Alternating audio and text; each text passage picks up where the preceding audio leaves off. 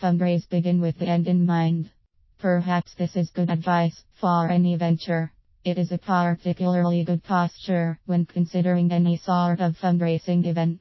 Truly, it makes no difference what fundraiser program you are considering at this point.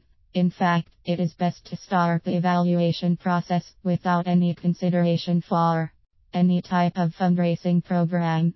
A predetermined program will often times end up with disastrous results. As an accountant, I have helped many companies over the past 2 decades decide on which accounting software package they should use. If I would allow them to just pick something off the shelf because it had a nice name, the company would be woefully disappointed and I would quickly be out of a consulting job. Consider too that a carpenter doesn't build a house without first evaluating the cost and the tools it will take to build the house, and that should be your position as well. Fundraise. Consider the cost. There can be a significant cost to fundraising, and it may not be measured in dollars and cents. Of course, many product-oriented fundraising programs requires your organization to pay for the product upfront. Some you can pre-order from your customers and get payment upfront. Indeed, available cash to prime the pump needs to be a consideration. But I believe that the labor cost, even though you are not writing payroll checks, is a higher cost to consider. You see, there are adults to oversee the event and organize the details before the program is presented to the body.